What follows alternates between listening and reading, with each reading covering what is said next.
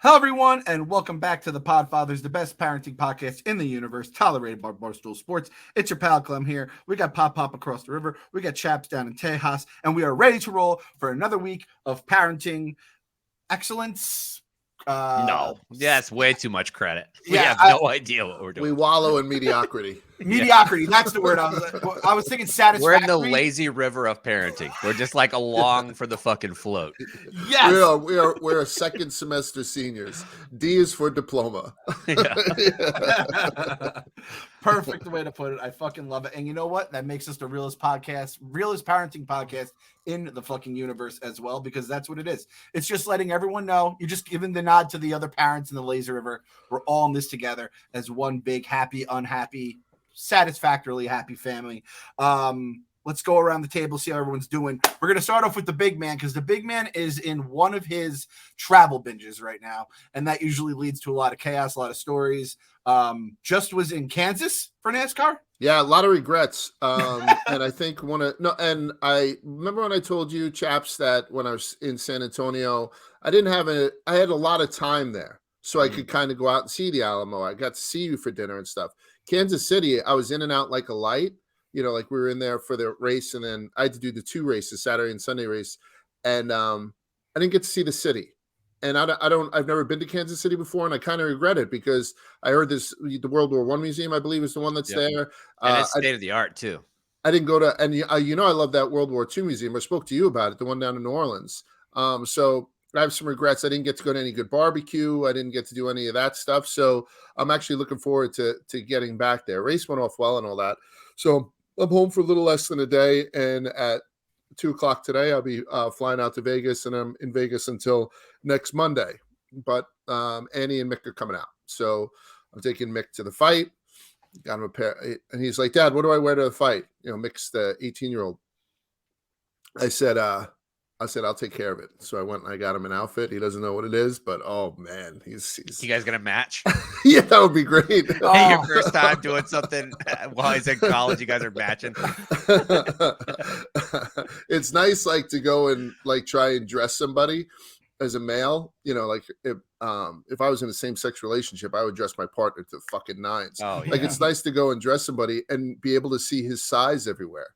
Like with me, I'm like, ooh, I love that. I wonder if they have it in, 4X fat.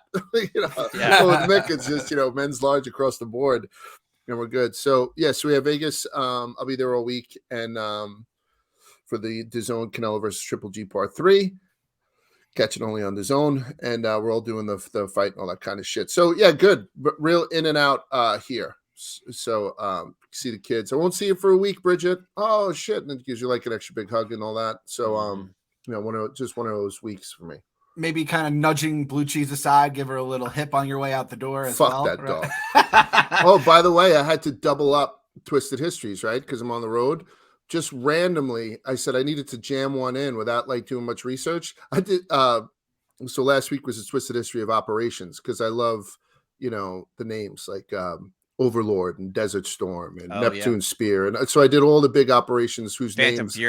Phantom Fury, absolutely. I did all operations whose names I love, and I said which one of those operations names would make the best roller coaster, because they're all like Rolling Thunder, you know what I mean, like the whole deal. I even did the game operation, so it was a lot of fun. But this week it's just a Twisted History of Stu Finder. It's just me and Stu Finder sitting down. It was like an hour and 40 minutes, and I talk about from the day he was born until now, like none of the. And at the end of it, I said, "Stu, do you realize you just went an hour and 40 minutes without saying the word clip?" He's like, blah, blah. I'm like, don't you fucking say it. So it's a little bit of different thing. And you know how we sometimes get inside each other a little bit? Did I say that right? Whoa. I feel like I got inside a Stu Finder. What? Did I say that right? There you go. No, that's a good time. Yeah. That Rolling Thunder, there was a group that's like Vietnam veterans that ride motorcycles that call themselves the Rolling Thunder, and they'll go through Washington, D.C. every Memorial Day. And that was when I was at Quantico. I got invited to be like their master of ceremonies and give like the beginning speech for their ride from Quantico to Washington, D.C. Let me tell you, the most out of place I've ever felt in my entire life. Like just being, I was only a sergeant at the time. and talking to all these dudes that are like motorcycle guys with huge like leather jackets and the goatees and shit like that. Even though I was a Marine, I felt unbelievably uncomfortable hanging around those fellas. What is Rolling Thunder for that? I mean, and obviously the original operation is when we bombed the shit out of North Korea. I mean, we dropped more ordnance on them than we did, just about anywhere else. But do they have a motorcycle club called there's Rolling a motorcycle club called the Rolling Thunder. Yeah. Because there's a Rolling Rolling Thunder. Thunder. It's like 20,000 motorcycle riders that go through DC. Yeah. And there'll be one Marine. One Marine is assigned. And from the beginning, it's like a 3.5 hour parade that goes through Washington, D.C. There's one Marine that has to hold a perfect salute the entire time that they're going through. And it's in the summertime, May in Washington, D.C. So you'll see, and he's in like dress blue sitting there, and you'll see people come over and like giving him water and shit like that because they won't break the salute until it's completely done. 3 hours. Salute. I think that's kind of cool because it has the military bent to it. But I thought, like, ever since I had found out, and obviously we're all fans of history here, when Great Adventure had Rolling Thunder as its, premier roller coaster, like they killed over 200,000 civilians, right, in North Vietnam, 200,000, and I don't know if that would fucking fly nowadays. For sure not. No yeah, way. Like Rolling Thunder was a huge thing, and you're like other than like you're not going to go to Disney World and take a ride on Shock and Awe. Yeah, exactly. So but it would be awesome. Yeah. Although Operation Wrath of God, when they went in and they for the Munich games when they killed all those wrestlers, there's some really good ones. But yeah, I thought Rolling Thunder was a little bit gauche on Great Adventure's part. That's a little interesting. I never knew that. The twisted history of everything, man. There's some twisted shit out there. Yeah. How was your first weekend as like an Alabama fan where you actually had to sweat it out? Because it was their second game of the season, but the curse of the McCarthys was potentially in the air. I was ready to tweet that out. Yeah. Notre Dame ain't doing too hot themselves either, right? No, like that was a tough day, right? Like that was a whew. There was one clip of Marcus Freeman I saw, and it was like right when I turned the game on because I saw that they were losing. And they show Marcus Freeman, the new head coach, and he's sitting over there, and he's a dapper looking dude, like looks handsome as fuck. Yeah. And he's sitting there, and they flash over when they're losing, and there's like 30 or 40 seconds left to go in the fourth quarter. And he's wearing a polo that's buttoned up at the top. And you see his Adam apple just go up perfectly and come down slowly. It was just like, he knows he's in deep shit, man. Like starting off that way, not great. And you could it was so perfect, like time, his big old Adam's apple going up and down, like, oh fuck, here we go. Yeah. So like the only thing that I do take solace in, Clem, is that Alabama will be fine. Like they, even if they lose a couple of games or have a down year over the next 4, I'm pretty sure they'll be fine. My alma mater is fucked. You know what I mean? Like we've always been fucked, and we have been fucked. And so the jinx is real, or it was almost very real, and that would have been just unfair to Mick. Apparently I ran over Gypsy on my way to fucking South Bend. Can I say Gypsy? I ran over one on my way to South Bend, and it's still thinner. It's like one of those things, except I'll never get a national championship.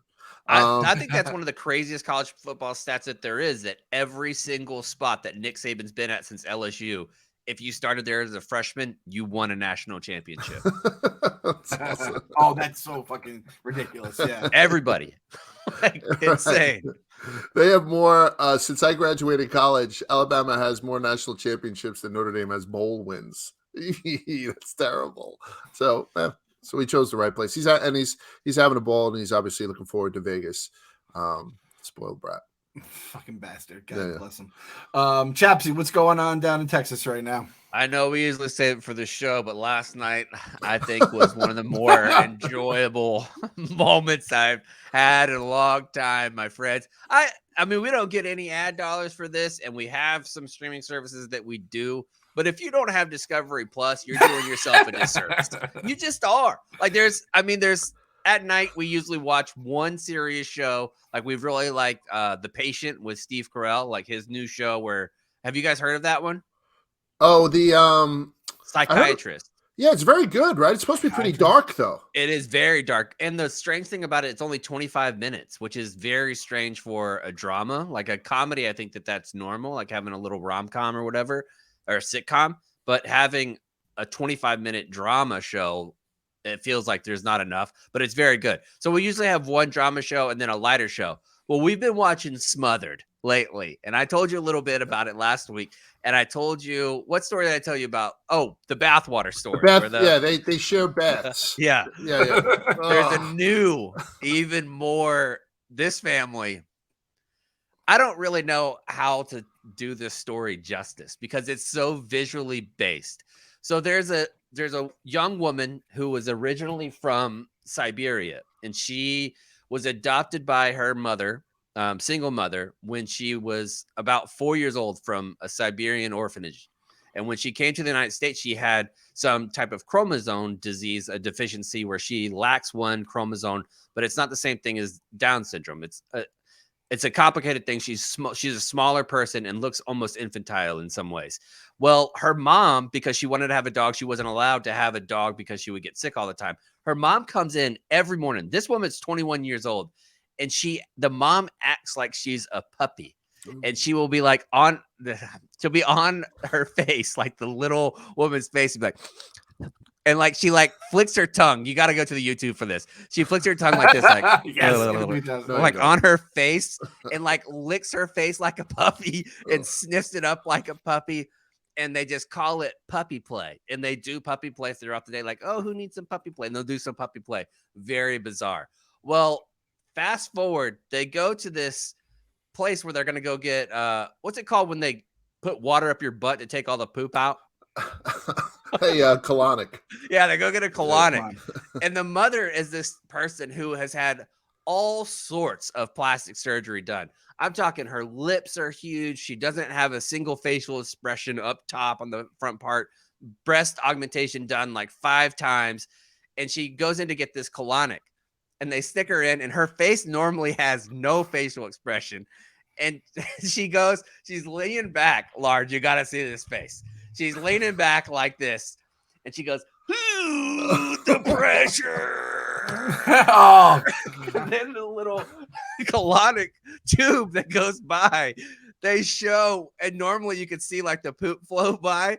They have it like blurred out on the screen. So it's just like this blur that goes by, but the blur is enormous.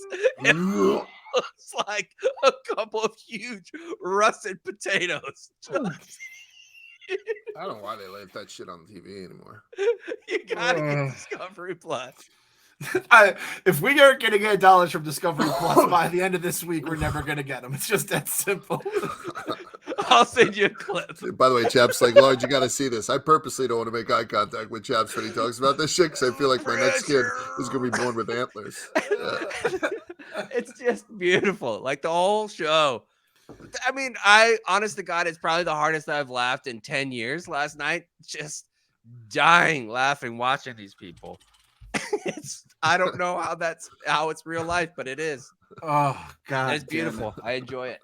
Brings me joy. I am happy for you, Chaps. I am happy you found a home in Discovery Plus. Sister Wives is back too.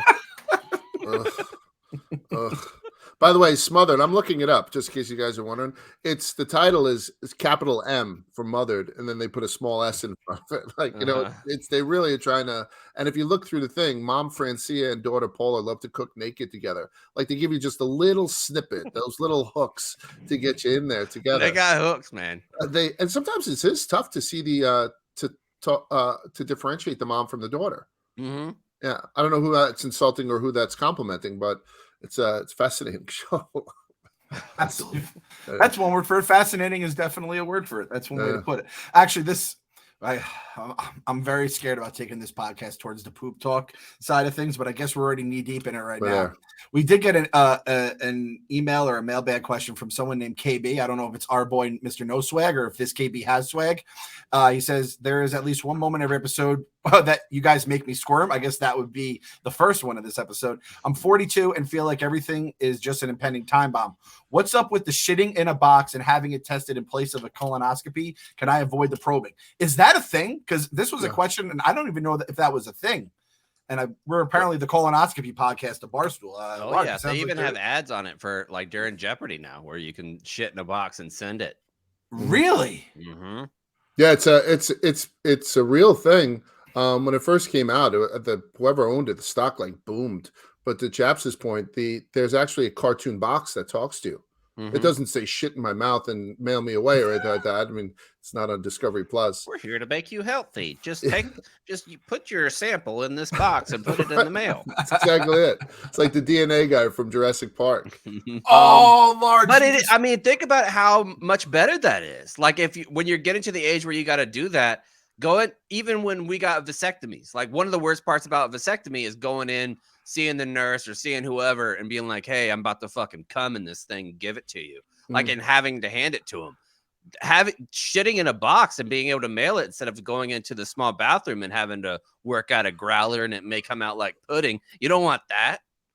There's different layers of colonoscopies, right? So you can get like the one that just goes up a couple of feet, or you can get the one that makes the hard right across the transverse colon, gets all the way out to maybe the fucking duodenum. That's the one that I get because I'm riddled with polyps. So they're constantly taking out stuff that I then make into cufflinks and give them away to family members. So that colo thing, whatever the box, is good just to test your stool for anything in it. But if you have a ton of blood in your stool, you think that you're moving past some fucking some polyps that may have moved and are bleeding or something like that, then you're probably going to have to go get one. So it's not the most thorough thing in the world, but if you're not having problems, I guess it's good. But for me, it doesn't work because I'm fucked up in the ass. The more you know. Let's throw that graphic out there. Everyone just learned a little something too. Chaps, did you still rock with Jeopardy? Because I stopped once Trebek left the earth. Yeah, and I gave the new host a chance. I think it's actually in a good spot right now. Ken Jennings does a great job. Last night I let out an audible awe when reading my timeline on Twitter, because yesterday was the first time in 2.5 years that they had the live studio audience back, like since COVID ended. And that's the first time that Ken Jennings was introduced as the actual host of Jeopardy. Oh. And the person that was a contestant with him on his very first episode of Jeopardy tweeted at him, and he happened to see it, even though she only had like 110 followers. And he was like, this is so nice. On my first day as host, that the person that I started with actually acknowledged it too. Like that. It's just great right now. And Blossom does a great job too. The whole squad. Is Blossom out? No, she does like the special tournament. So they have the teachers tournament. They've always had that. And they've always had tournament champions, teens, and college. Now they have second chance. So like they had a bunch of big winners this year or last year that went on like 10, 15 game winning streaks. So people that scored highly against those super champions get to go into another tournament. And they have a professors tournament where different professors from across the country are going to come on. That's delightful. I never found Blossom to be that good. I don't usually like her either, but I think she does a pretty good job there. And I like to judge her outfits, honestly. That's true. It's crazy. I feel like the entire new generation probably knows her as whatever her name was in The Big Bang Theory, right? She was in that show. I feel like we're in a different world. Mayim is her name, right? Mayim Bialik. Mayim. I didn't realize that. I never noticed that the live studio audience wasn't there anymore. Maybe that's kind of why it just was a little hollow. Obviously, I think that's the reason why they had so many super champions, because people weren't as nervous. Think about having 200 or 300 people watching you, or 1,000 people, or whatever, versus you're just up there with other contestants. This whole time, I just thought they were trying to, boost the ratings by having super champions. So they had all these super nerds that they were not going to put on the show. Chaps, this one might be a little bit more of a James Westhauser, Matt Amodio, Amy, like several of them. All in the last 2.5 years, there's been like 7 or 8 super champs that are in the top 10 all time in Jeopardy. This is a great call right here. Julius Randle for the Knicks went from just like the bum everyone wanted to trade out of New York to second team All NBA during the COVID year when no one was in the stands. Now he's reverted back to being the same guy that drives us crazy. Plays a lot pressure. We're on to something here. Today. If we could only bet like the under on how many, like I'll just be betting against the Jeopardy champion every night now that the people are in studio here. Chaps, great fucking call. Because you can see it. The look on the guy's face. Was the previous champion from last season. He came back and started the new season again because you keep going and whatever. He looked fucking nervous. Like from the last time that he was there, everybody's stone faced because you've already met people. Like if you're you're not going to be nervous up on the stage because you've already met all the other contestants. You've met Ken, you've met everybody, and now you're just like in the show. But when you walk out and the audience starts clapping and going bananas, it's a whole different ballgame. That's true. The fucking, I mean, we do it on the dozen, right? You do the dozen, you have it on the computer. You're playing at home. It's one thing that you play it on the computer. I was at a live show in Chicago, and it just fucking hits different. So, fuck. Chapsy, come for the poop talk, stay for the Jeopardy theories on why Super Champions exist. In the Casa de Clem, we had a very big moment. The wife and I have decided to we actually planned to put down our deposit for our Disney trip. We are doing it. It's done. And where are we staying? We are staying at the Caribbean Beach Resort. I believe that is the moderate, so it's not the cheap ones. It's the next level up. We're not the Holiday Studios or whatever. Yep, we're treating ourselves a little bit, but not a ton. There's the Skyliner there, which is a relatively new thing where it's the what's the word I'm looking for? Monorail? No, it's like the one in the air, the paraglider or whatever. I don't know what they call it. It's relatively new. So the monorail and the buses, those were the ways you would get to the parks back in the day. And if you stayed on a monorail line, that means you were staying very fancy. This one, it's like a gondola, like a gondola. That's the word, gondola. Yeah, I couldn't think of it. It's a gondola, and it's only at a couple of resorts. The gondola goes to Hollywood Studios and Epcot. Those are the two places where that goes. We'll probably do about a day or a half a day in Animal Kingdom. I heard it's really not that much, and then the Magic Kingdom will probably be our main course there a couple times. But boys, it's a lot of money. It is a lot of money. It's a lot of fucking money, man. My boy Joe Lightning, he went. There's no poor shaming to any Disney trip because every time it's fucking expensive, no matter where you go. I feel like I could have went almost anywhere in the world for the amount of money I'm going to be paying for this Disney trip, and it's for 5 nights in Orlando, essentially. It's a wild fucking thing to do. I was just looking to pick your brains here. I feel like Chapsy went to Disney early days of the podcast and did like almost like a vlog where you were updating us every night along the way, all the crazies. I remember one time you were hiding from your family in the bathroom. Cardi was very young at that point. Drinking beers in the tub. Yeah, exactly. So we had like the live war effort from Chapsy, and then Large just went, I think in the last 6 months, maybe I think it was like around February or so. Yeah. And you absolutely fucking hated it. So I paid thousands of dollars to stand online with strangers in unbearable heat. That's all I did. I eat mediocre food with mediocre people. It was mediocre is being generous. I will tell you, Clem, I think Chaps is going to be the guy for most of this. Annie and I'm in a different vantage point today. I usually am up because she's moving the office around. She's got bored. And so the office, I think, will be upstairs by the time I get back from Vegas, unless she puts me out in the garage. And so as we're moving like pictures and stuff, honest to God, this morning we pulled out something like that.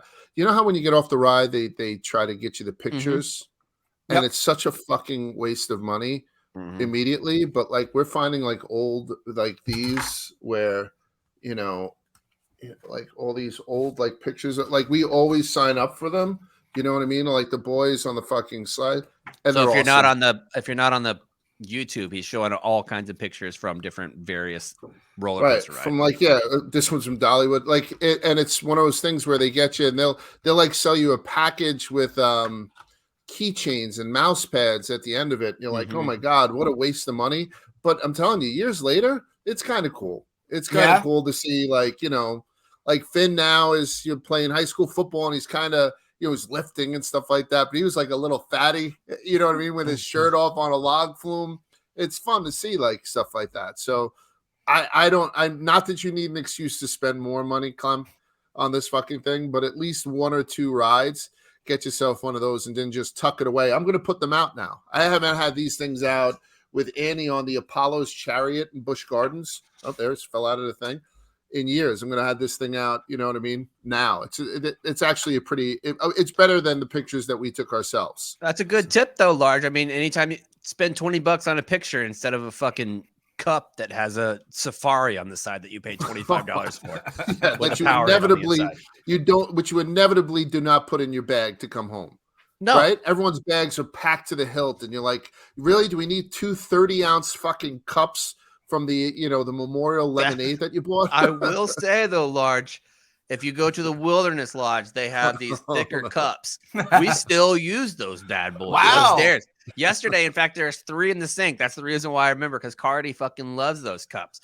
So McCartney can go in there and get chocolate milk, fill that bad boy up, and like, it's time to have a little dessert. Yeah, but I can't do that, chaps, because I already bring down the cups from the local movie theater in case we go see a movie while we're in Florida. Large still has the Epcot cups from 1988. No, I got the paper. I got the paper AMC cups. We have to shove socks in them so they don't collapse, just in case something comes out while we're down there. The original Lion King cup. Yeah. Did you guys actually? This is kind of off the cuff here. Did you guys see that they're making a Mufasa movie? I did, and all the different little TikToks and Instagram. I'm sure Joey's been seeing it too. Of the reveal of the Little Mermaid trailer has been fantastic. Like all the little girls that see it's going to be real life, and they're just so overwhelmed. It's adorable. That's Halle Berry, right? Halle Berry's in the Little Mermaid. It's another live. I feel like they're just doing live action now. They've kind of a lot of live action. They don't have any fresh ideas. Have any of them killed? Like I remember Beauty and the Beast was with the girl. I think the girl from Harry Potter, right? Yeah, Hermione. Yeah. I don't think Emma that Watson. did well. Like, have any of the live action Disney classics like Sleeping Beauty? I think they did like a Sleeping Beauty, not a Cinderella one. I think that thing bombed. Maleficent. Well, yeah, Maleficent would be one of those, but that's a different character, right? Like a spinoff. It's not from the thing like word for. So I think like, Beauty and the Beast probably did the best. I thought that one was enjoyable. I thought Aladdin with Will Smith sucked. I didn't think that was good at all. Yeah. I didn't think the Lion King with like Beyonce and that whole cast. I didn't think that was good. I thought the only one that was good was Beauty and the Beast, honestly. Because they stuck to the story pretty good, and then they added some new shit, like some new fight scenes for them to do in live action. I thought that one was good. The rest of them I haven't enjoyed at all. I imagine this was going to be terrible. Pinocchio supposedly just blows. Like, yeah, they didn't even try to put that one in theaters. They're just like, no, just throw it on Disney Plus. And then I don't know if I didn't see Mulan, so I don't know, but Mulan was pretty good too. Was it good? I didn't see the cartoon. Like we had aged out by the time Mulan, I think, came out. So I think basically if they have people involved and it's on land, it could be okay. But any of the stuff that you need really special effect, like doing the genie, Will Smith was set up for failure there. You can't follow Robin Williams as the genie. Like you're just not going to be as good as it. That was an impossible task. By the way, when you're saying successful, you have to also add in that it's fucking Disney and you have to put it on a curve because Lion King was $1.6 billion with a B and Beauty and the Beast was 1.2 worldwide. But at home, it was like 500 million. It just apparently crushed, around the world. But do you think they could make a movie like that again, Clem? You're more tied in. Both you guys really tied into movies. I don't know if they could make a cartoon that would hit that well. No. Lion King? Yeah, as well as a Lion King or like because you had your Cocos and all those types of movies that came out that were great. Like Coco was fantastic. It doesn't even come close box office to the Lion King. Yeah, I actually, that's a good point, Chaps. I don't know if they can. I think there's just too much shit going on. Your kids are happily on their TikToks or fucking Roblox or anything else. They could go on Disney Plus, watch 1,000 different movies or shows. Mm-hmm. Back in my day, you had to fucking hope Disney opened the vault up and would put a movie out there that you'd want to fucking see. Remember, they wouldn't let you buy the fucking movie when like Snow White would come back out or Bambi or something. They're like, oh, Bambi's getting released for the first time in 4.5 years. Like, dude, I saw that shit in Walmart like last week. What do you mean? But even like if you look at getting away from Disney slightly, but in the Marvel universe, I think I'm looking here like Spider-Man: Far From Home made 1.1 billion, but Into the Spider-Verse, which was probably a better movie, Into the Spider-Verse was an awesome cartoon. Only made 375 US dollars. So I don't know if that's taking away from the global thing. So maybe you're right. I don't know. What can you do? Because Lion King at that time, the cartoon was so much better graphically and like musically and all those things than ever before. What are you going to do cartoon wise that people haven't seen now? Like they can make cartoons that look like real people. You're not going to have that new level of technology that comes out unless something insane happens with like 3D or smell-o-vision or some shit. Like that's the only way. The 4D movies, like in Disney, when you get sneezed on and the water hits you in the face. Awesome. That's kind of what they have to do now. To keep Sign me going. up. Now, you get that in your house? Rumble seats for watching NFL? Oh, Now- have you guys heard about that technology in some of the theaters? I was in a theater and I don't even know where the fuck I was in the theater. In Tuscaloosa. And they have one full theater where they cut out all the seats except for the middle box. So let's say the theater holds 120 seats. The middle 30, they put on a platform. There's no other seats in the theater, so it's empty. And they have it on the stage now where it rumbles and does stuff like that. I think it's called like In the Box or something like that. I never heard of it till I was down there. And somebody said that it's fucking huge, that it's an awesome way to see. Because I'm a Dolby guy. I'd rather Dolby than IMAX, the Dolby theater with the great sound and the better seats. But I'm very, very curious to go see one. I was going to try and find one because I watched the movie where Idris Elba punches the lion. And what can't that guy do? But I couldn't find it in one of those. It's called like In the Box or something like that. So keep an eye out because nobody knows what the fuck I'm talking about. Yeah, I would like to experience that. I was actually thinking last night, Large, I was reading some thread about things that you haven't done or whatever. I haven't watched Godfather all the way through. If they have another IMAX experience like you were talking about last week, I want to come up to New York so we could do that together. Oh, yeah, definitely. And I don't know if you want to go back to back and watch 1 and 2. We're not going to watch 3, obviously, but it's yeah, I would definitely do. I really, really like that. And we'll sneak in red wine and prosciutto. There we go. D-Box. D-Box is the name of it. I think I've done what you're talking about, Large. You're saying the seats just rumble at different parts of the movie and kind of just jerks you around? It's like, it says here that it's a unique motion experience. So maybe your seats actually pivot and each seat has a remote control, not like the remote control for reclining and whatnot, but I think it could be like, how intense do you want this shit to happen? Do you know what I mean? So it's called a motion seat. So if you've done it, then that's awesome. But I believe now I'm looking at it, it might be called the D-Box. And I could see the Bullet Train, Thor, Love and Thunder, Super Pets, that movie Fall, which makes my dick hurt. Like all these different things. So I'm gonna try it. I'll try it before you guys. I guarantee. I guarantee you I'll try it for you guys. I went to something that I think was it. So I've already tried it. So you've already lost the face. Come on. Not only that, me, Devlin, and Robbie did it in 2019 for Endgame. It just came out. It came out 2 months ago. It was a primitive bullshit version, a knockoff version. The Large is going to beat me to the real one. Fair enough. Which, Chapsy, I think in terms of like quality of movie, I'd say Moana is up there pound for pound with Lion King, but Lion King changed the fucking world. I think the people, we were both in it, the Moana rise, that we both had kids that watched it, loved it, and we loved it.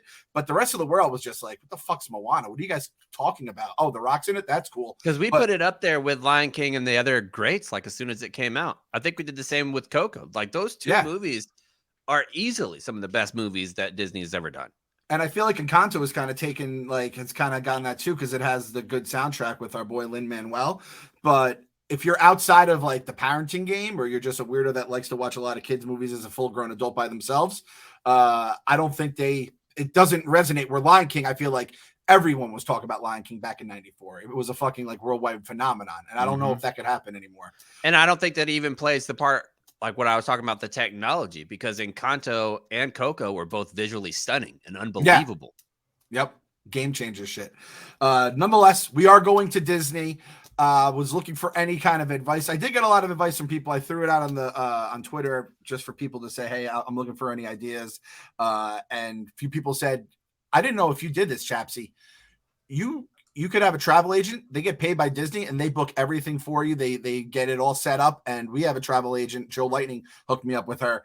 And she gives you like a fucking minute by minute itinerary. And he said the only time we waited on a line the entire trip was when we skewed from her itinerary. It was like not listening to the GPS and then getting stuck behind traffic. So I think our boy Large would have been better off if he had listened to this podcast beforehand. He might have actually enjoyed his, $100,000 trip down to Orlando for a few nights. Did you do anything like that, or did you book everything yourself, Chapsy?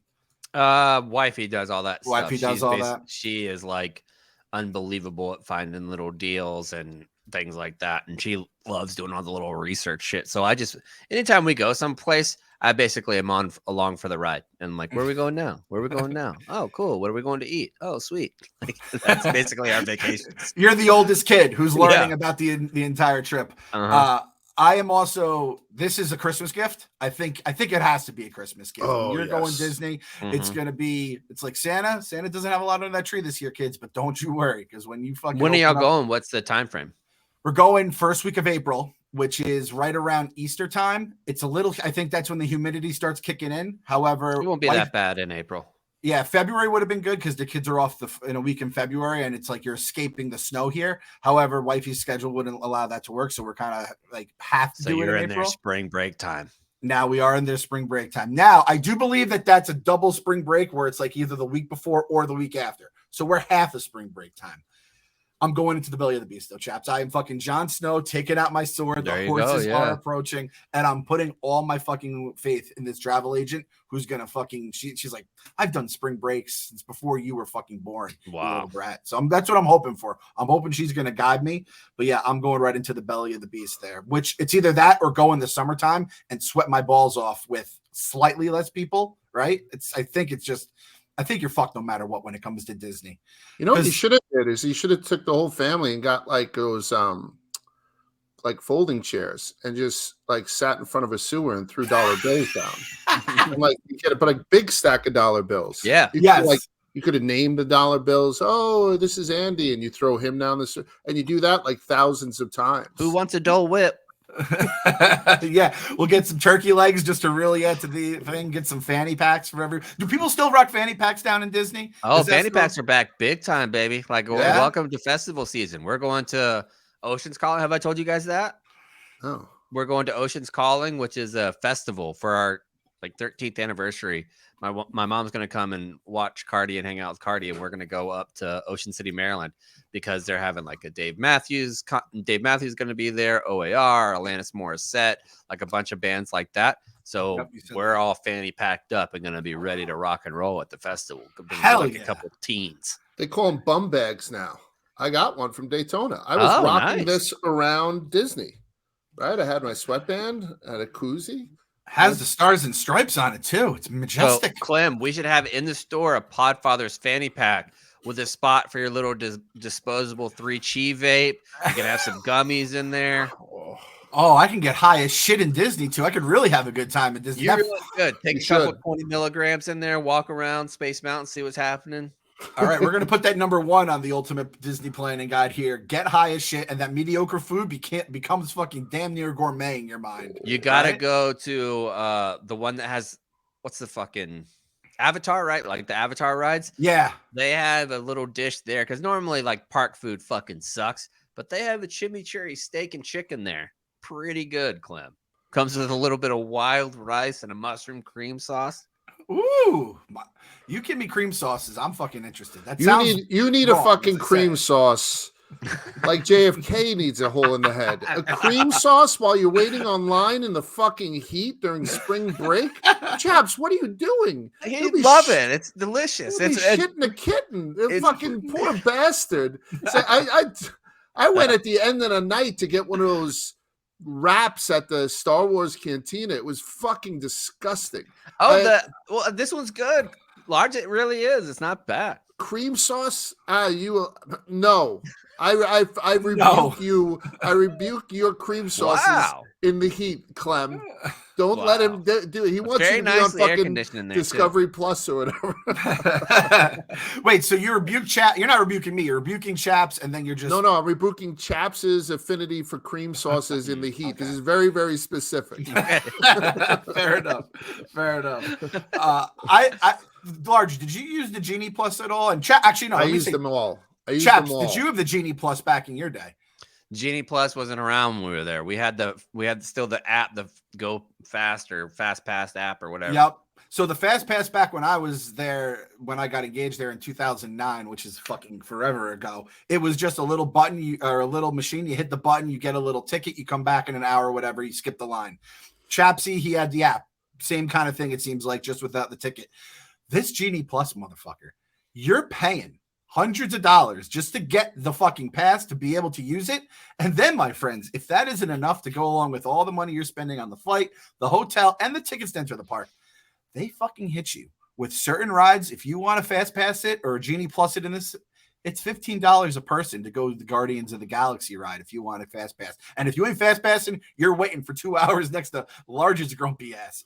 It is some fucking bullshit, man. But they're smart because I'll pay that shit. Yeah. Like when it comes to sitting there for 2 hours, get me out of there. 190 minutes, they were saying. It is 190 minutes from this point, they said. 190 minutes? Somebody's... I was there for 2 days, guys. 2 days in the park. I went on 4 rides. That's 2 rides a day. So that 4 probably rides, ended up 2 being days. like, what do you think the math comes out there? Around $400 a ride, probably? And by the way, the Genie Pass, you have a window like where it pops up and you have to like say, okay, I will do the Millennium Falcon at 8:30 a.m. and then fucking the ride one free or air or whatever is like 5:30 that night. It's unbelievable what the balls on these fucking people that they won't just say like, all right, we have enough people, we can't take any more. It is 10 pounds of shit in a 5-pound bag. Mm-hmm. I'm hoping you have a different experience. And I'm hoping the fact that your kids go on smaller rides, that you'll have more of those 30, 45-minute waits. The kid rides are always way better. Like, so you go over to like Dumbo Land and all that shit, Toy Story Land. Like, there's not going to be nearly as many. And it's improved a lot because there's a lot of air-conditioned places that you can hang out over by the kids, too, because they know that kids are miserable. So they do a better job of having air-conditioned joints over on the kids' side. The smell on those lines. Oh yeah. Everyone's fucking sunscreen is starting to mix with their own effluviance, and it's just it is so special. Like, you ever see those movies where they throw a hood over somebody and then they throw them into a van when they kidnap them? It's what that hood smells like. It's fucking just ugh. It smells like a daycare that's only served like beanie weenies for the last year. Oh, that is a very unique smell that I think only people who listen to this effluviant. I guarantee we're the only podcast that said effluviant on the Barstool Sports Network this month, if not this year, if not ever. God bless you, Large. I also heard someone told me, get the stroller for your kids. Even if your kids have aged out of strollers, you just basically, you lug them in there. They'll fucking sleep in there because they're going to be shot. Use it as like a home base. You pack the fucking to the gills in snacks so you can at least eat some snacks instead of spending $18 on some shitty French fries and stuff like that. There are ways. You got to be careful. Like the snacks thing, there's too many snacks too, because once you have so many snacks and the kids want to pick out what snack I'm going to get, nothing pisses me off more than a 15-minute decision about nothing. That's what happened at Dave & Buster's last week. Just sitting there with the fucking 1,000 tickets and got to pick out how many different spider rings do we need. When you mentioned that too, there is something nice about every time you leave these fucking modern day arcades, your kids do have like 2 things. You're like, all right, once you get that, we're leaving. And they're like, okay, I'm done. It is the perfect way to cleanly break out of the arcades. But motherfucker, that 15-minute period when you're just looking at them as they're trying to add this, you don't need another Chinese finger trap. You have 7 of them at the bottom of your toy box right now. Right. You don't need a fucking 8th. And like you said, a spider ring. They got to get every last little ticket off there. But it is nice not having actual tickets anymore, having those on a card. Yes, definitely.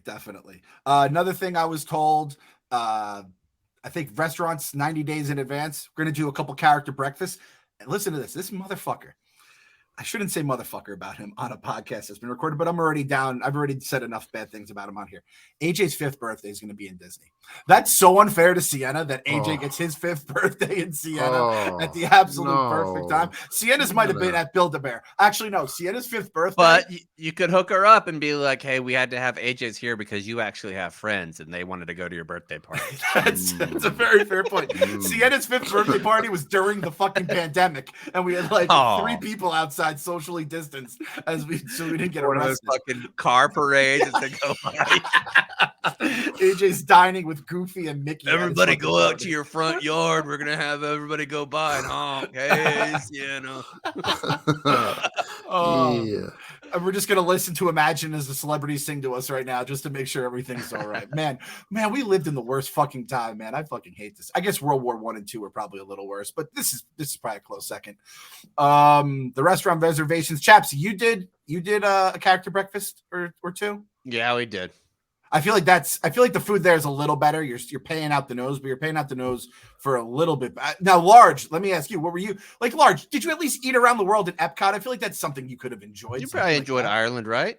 No, we didn't go to Epcot. Like we Oh, decided to, yeah. Like I was so torn up, so motivated to go and get a Ronto wrap that I decided to not go to Epcot. I'll tell you the place that I really enjoyed, and it has really nothing to do with any tickets you purchased already, was the boardwalk or something, or like, it was like a separate Downtown thing. Disney. Something like that. There was a Coca-Cola factory there where the kids did flights of Coke from all over the world, which sounds like something Stu Feiner would do. There was like a hot air balloon that they have right in the middle of the place. I can't remember what it was called.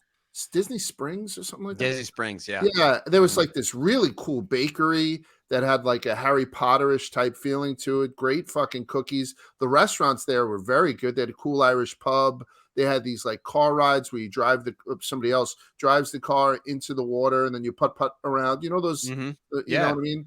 And it was very, very cool. And the lines weren't nearly as long because it was a different, price tag for it. And so we wound up probably having that as a, but yeah, I had to smush that in. They came down to visit me while we were covering Daytona. That's why I was there February 20th, which was like a fucking terrible time to be there and all that kind of shit. But so no, I haven't been to Epcot since, in years. I had gone there one time before.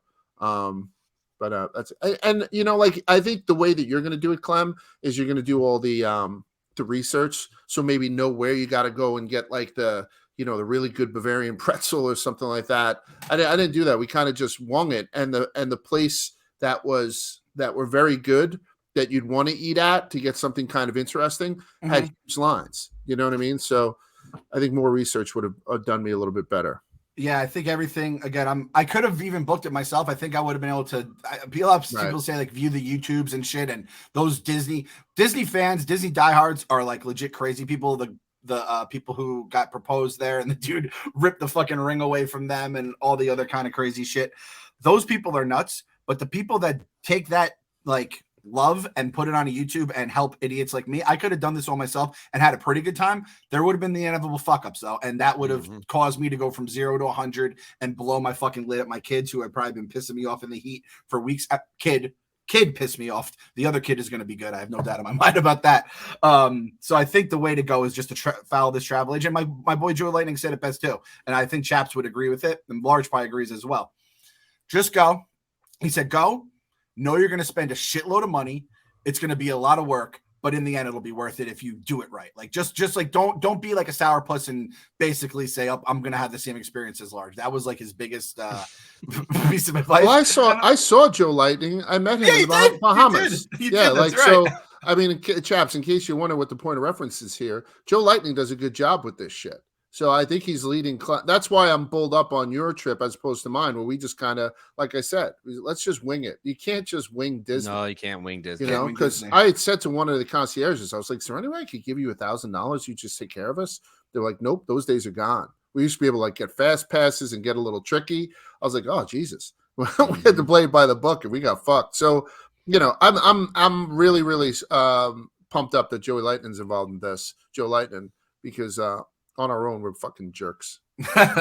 So plan it, be a planner, hire a planner, do whatever you can. That's the biggest thing from Disney. And again, there's little things like bring this, like get strollers, even if your kids are fucking old as shit, just because then you just have like at least a base, because they just keep, like Large said, they keep piling these motherfuckers in and they keep raising the prices and idiots keep going. So at some point, like they're just going to keep doing it. So that's why we were going during spring break. I'm like, we're fucked no matter what. There's going to be Florida people are going to be off from school. Northeasterners are going to be off from school. The flights weren't too bad going down. It's also the first time we're taking a flight with the kids. So there's a lot of shit going on in this trip. So I am extremely fucking nervous. If I don't come back, if the podcast is still around, just like carry it without me. Just like have Joey come on, do whatever you want to do. Anything else we want to touch on this week before we head on out?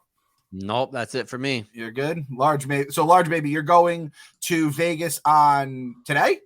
Yeah, I'm leaving today. Today's Tuesday, and I'm coming back on Monday. So I'm going Tuesday through Monday. Everybody else is showing up on Thursday. And no, I'm sorry. Oh no, so we're gonna start our coverage. I think the first video of me in the ring with Canelo just came out last night, and then we'll have a second 10-minute video that drops a little bit closer to time. I'm going to be doing the DAZN boxing show on Friday. The Yak's going to be live out there on Friday. Oh, wow. I'll be co-hosting that, and then I'm on the stage again for the weigh-in. Canelo's team said that I can come back, so I'm going to take Devlin up on stage when we holding one of the belts again, and then that's all on Friday. Saturday is the actual fight. Fight is only on DAZN. Dave, Robbie, and Dan will be on the apron for the play-by-play. Caleb and Roan will be roaming T-Mobile Arena or whatever the hell it is, and then I'll be doing the fighter interviews beforehand, sort of like how we do Rough and Rowdy. So that's the whole thing. So tune in for Canelo Triple G Part 3, Part 3. And is it 2-0 Canelo in this trilogy? No. The first one was a draw. The first one was shit. a draw with one of the worst scorecards ever in history, handed down by Adelaide Bird. A lot of people feel that Triple G had won the first one. I tend to agree. And then the second one, Canelo had won in another controversial decision, which I probably would have had maybe as a draw. So even though this isn't a rubber match, Canelo needs to prove, everybody thinks that the other guy needs to knock the other guy out. And these are two fighters that have not only never been knocked out, they've never been knocked down. So it's a pretty cool fight, a fight that's a long time coming, but I'm very, very excited for it. And I imagine the Barstool account will be tweeting out. You have to go through a certain link if we want to get it through us, see our broadcast and all that kind of stuff. Yeah, I'm. What's good is that the production team from Rough and Rowdy is actually coming to do it, because last time, like the pre-fight show was just plain old canceled. DAZN's people had kind of, they had some technical difficulties, so he canceled the pre-fight show, the one that I was hosting. So that's going to be a little bit different this time. So a full, and I know it's during football and I know all that kind of stuff, but this is probably, one of the last big fights of the year, outside of the heavyweight division, or if Terrence Crawford, Spence gets put together. So it's certainly the biggest fight that Barstool has ever been involved with. I could say that confidently. Awesome. That's going to be good shit. Yeah, should be good.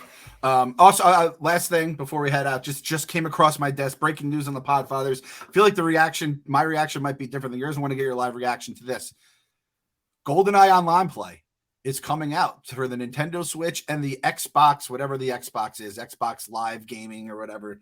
Chapsy, are you a GoldenEye guy? No. Were you a GoldenEye guy? I imagine, Large, you were not a GoldenEye guy. 100% no. And I'm telling you, I see more like memes and stuff, or, like just people like fondly recalling GoldenEye. I really regret missing that by about 5 years or so. I never played the fucking game. Yeah. I tried to play it when I was in Maine. It was one of the games that was on the Super Nintendo there. I was just running into walls and looking up and shit. Like, same thing I did whenever I was trying to play before. I just stink at those games. If you're getting into it for the first time and it's like the old graphics and shit, but it was a childhood memory. It wasn't even Super Nintendo. It was the one with the weird 64. Yeah. I let that one slide. I didn't want to correct you there. I just let it slide. Let the, I'm sure people would be yelling at in their headphones at it. I imagine my boy Joey was a big Joey, were you a GoldenEye guy? Oh yeah, absolutely. Okay. I mean, all right. Honestly, in this world, there wasn't anything better than being after school, or, you and your boys on like a 12-inch thing, the 4 little things you can hardly see. It was the fucking best. Large would have been putting his hair in his mouth back when he had hair. It would have been a good ass time. So shout out to everyone. I'll be seeing you guys on GoldenEye. Man, I'm fucking the kids can play too. All right, I'm gonna get off, figure out how to fucking I just got off just reading this news. So I'm gonna check this out. So we'll see you guys next week. As always, stay safe and stay sane. Large, safe travels, my friend. We'll see you guys soon. See you, boys.